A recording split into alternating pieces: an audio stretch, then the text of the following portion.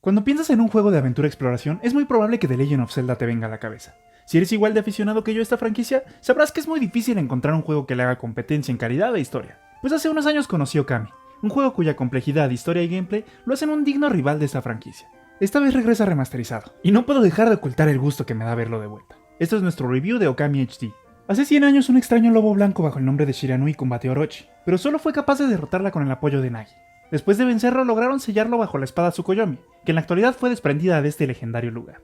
A raíz de esto el peligro de Orochi se hace latente en el presente, y es entonces cuando aparece Amaterasu, una lobo blanco, que es la representación física de la diosa del sol.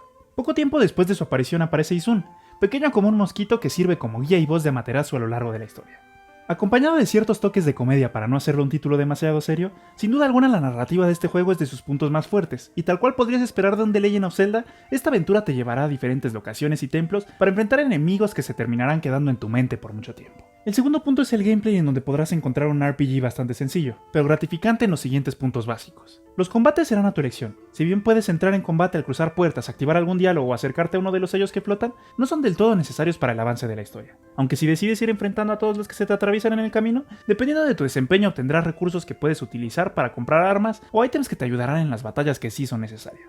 Cuentas con diferentes tipos de arma para utilizar, con diferente alcance y habilidades. La magia del juego viene con los artes de la brocha, en donde al dibujar en una especie de pergamino puedes generar ciertos efectos en el plano en donde Amaterasu se encuentra peleando.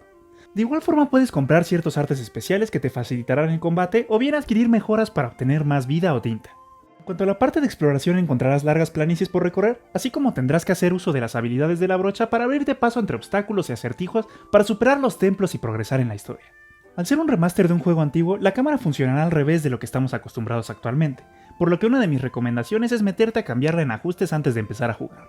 Otro de los grandes aciertos del juego es la dirección artística que tiene, en donde pareciera que estamos jugando en una pintura a brocha japonesa. Ahora con gráficos en HD, es mucho más gratificante admirar el diseño de los paisajes y personajes.